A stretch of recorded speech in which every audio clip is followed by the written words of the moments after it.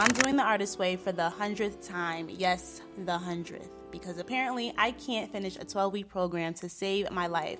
But this time I'm filming everything, so I can't ghost myself halfway through week 3. If you're struggling to get past those long morning pages without wanting to throw your journal out the window, congratulations, we're accountability partners now. Everyone says this thing will change my life, so let's find out if that's true or if we're all just in a cult. This is week 1, and it's all about recovering a sense of safety, so let's do it. So today is the Saturday of my first week and back in the artist way. I mean, how many times am I going to do this week over? I don't know. But I am documenting this entire process this time. I feel like documenting it will give me more accountability in actually doing the things and completing it. And I will say this first week was the best first week I've had out of any time that I've attempted to get through this book. So that being said, I just reviewed my chapter 1, my week 1 tasks. A couple of things I've already done. Just to read them out, week 1 is all about recovering a sense of safety. It is about confronting demons of your past that make you feel less creative or make you feel like you can't do the things you want to do, and basically recovering from that and being like, F that. I can do this, right? So it did ask that I list out all those negative self-speak or negative thoughts that I have about myself when thinking about past traumas or anything in my past that has created an adulthood creative block for me. They're called blurts. They're things that you blurt out about yourself. So I listed all of those blurts, and it does acknowledge that as you work through this stuff, more will come up. So I've been adding as time has gone on. And then I also have been doing my morning pages. So today is Saturday. Ideally, I would have done 6. I've only done it 5 times. I must have missed a day. I don't even know, or I didn't notice, but I just realized that I missed a day. Totally fine. The goal is 7 days out of the week. I will be doing it tomorrow for sure. The goal is 7 days out of the week. I'm doing 6. That is near perfect. One of those days I did not make all 3 pages because I simply could not. Something else that I noticed this time around is that it has become a lot easier for me to get thoughts out and to actually fill 3 pages of my thoughts. Before it was like, because it does say wake up 30 minutes earlier. Before I needed like an hour plus to fill 3 pages, which is kind of crazy. I'm sitting here highlighting all the tasks for the week, making sure that I got everything. The first thing was morning pages. The next assignment is to take yourself on an artist date. My artist date will be today. I'm going to keep it simple and something that I would normally want to do anyway. It's week 1. Let's ease in. I am going to just sit outside and draw for a little bit with my snacks and an audiobook. That is my type of vibe. Easy artist date. And it's pretty much free. Can't get better. I am to list 3 old enemies of my creative self-worth. I have already listed those, and so my next step is to select and write out 1 horror story from your Monster Hall of Fame. I already know which one I'm going to write about, but we'll get into that as the day goes on. Next, I have to write a letter to the editor in my defense. So in my defense about the horror story that I wrote previously, I have to list 3 old champions of your creative self-worth that I have already listed. And so after that, my next step, select and write out 1 happy piece of encouragement. I will be doing that as suggested in the form of a thank you letter. The next exercise is to list out other lives I would have liked to lead. So if I could live multiple lives, would I have been a singer? Would I have been a dancer? Would I have been a professional football player? Would I have been whatever? And then to pick one of those and act it out this week. Obviously, it's the end of the week, so I have between today and tomorrow to decide which one of those it would be. I have some thoughts. I haven't created an actual list yet, but we'll figure that out. Next, we have taking each blurt that I listed out throughout the week and turning each negative into an affirmative positive.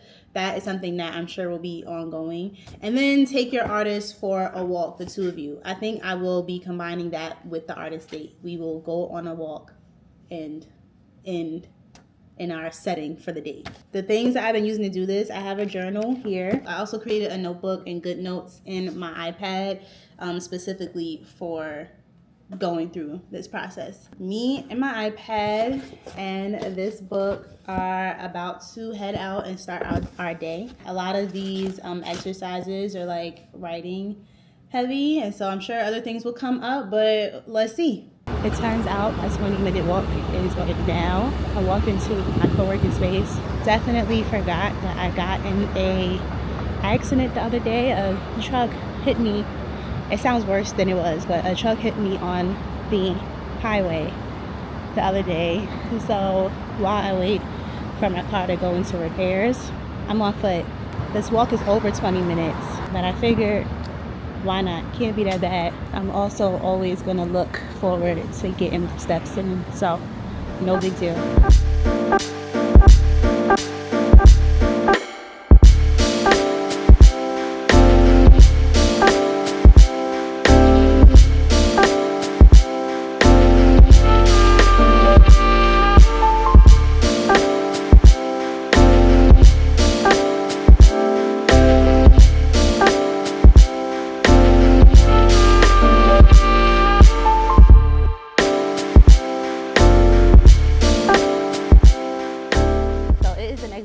It's Sunday. Yesterday, of course, I had big plans for my artist date and all that stuff. But unfortunately, I live in a rainforest, and so we got so cheated out of summer this year. It's been raining almost every day. So the rain got too bad. The place I was going to go is covered, but it wasn't just raining. It was like the wind was blowing a bit.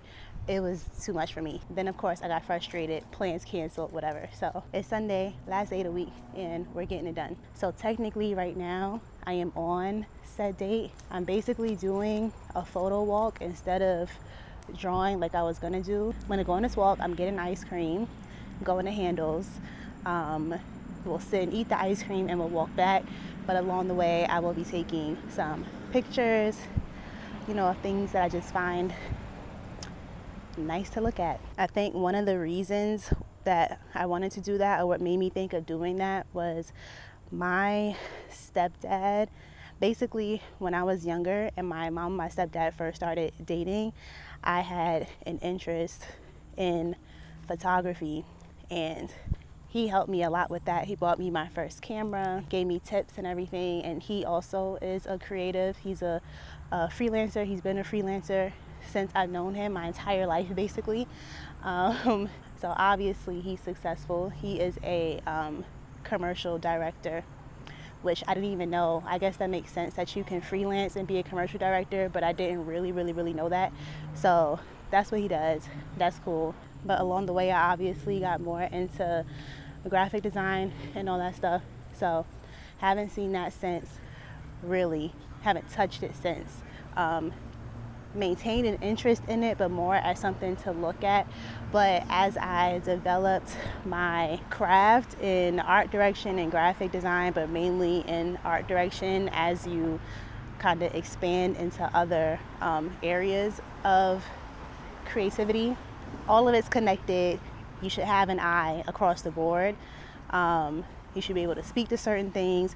So then my interest kind of came back a little bit. And in general, I don't want to be a photographer or anything like that, but kind of keeping my own personal portfolio of inspiration is important to me. So I thought that would be a cool date. So anyway, that's what I'm doing now. I'm currently walking through a park. Everything at this part of the park looks the same, so I figured I'd talk to you now. So let's go on this walk and let's enjoy. I guess, yeah. So I'm not with nobody, cause I don't wanna hurt nobody. Did it over text, didn't call me. Still got love for your mommy. I know you wanna be somebody, even if you gotta leave somebody. So I'm back home. Let me find a piece of paper, because I'm gonna show you some of my assignments, and we're gonna have to, you can't see everything. This is a personal journey. I'm just bringing you adjacent. So I actually did all the assignments this week, except for the check-in. I'm about to do the check-in in my journal. Before I do that, because I know I'm going to go right into reading the next chapter before I head to bed, take it down, relax, nighttime wind down. I want to be prepared for the upcoming week. But so I showed you before, I had highlighted everything I had to do. I checked off in red that I did the thing and what day I did it, in case, once again, I don't make it through all 12 weeks. I want to be able to come back here and write directly in this book again. with a new color and a new date because I did it on that day. Sometimes, I don't know. I'm just making it easier for future me, just in case. But I'm confident this time. You can even see in like the future weeks that like I tried.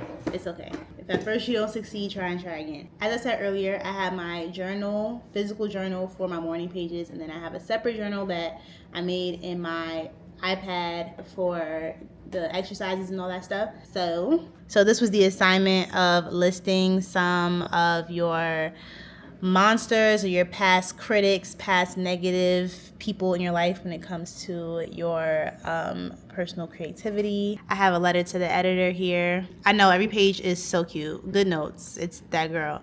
But I have a letter to the editor here, which you write in defense of yourself based on the story that you wrote about the monsters in your life. My Hall of Fame is here, of course. And then the other assignments were pretty like quick, a little boring. I'm about to check in my journal, but I do have some just random reflections. One, I'm enjoying the process. I'm only in week 1, but I'm enjoying the process so far. Like I said, this might be the easiest time I've had since I've been trying to do this. What I did enjoy a lot was the reflection, like the childhood reflection portion of it. This might be like the first time I took it so seriously, but I had a lot of things that came up for me that not everything was negative, to be honest, but a lot of it, I mean, most of my stuff was positive, but a lot of it reminded me of why I do what I do today. And that's always important. That's always important to remember your why. And so even some of the negative stuff turned into positives, you know, that got me to where I am today, or that still serve as my why today. So I thought that was really cool. The artist date was fun. I enjoyed that. Got ice cream. What more could you ask for? And I'm looking forward to letting the rest of the weeks tear me apart. I'm gonna go ahead and read chapter 2. Let me know down below if you have done this process already before. Of course, comment down below. Let me know how it went. If you're in it currently, let me know how it's going. But I think I will leave a question for you all to talk with me or amongst each other in the comments if you make it this far. My question for this week is, what is one thing that you wanted to do when you were younger that you completely let go of? Like you abandoned the thought of doing it, whether something happened or you grew out of it or whatever it was, one thing you wanted to do.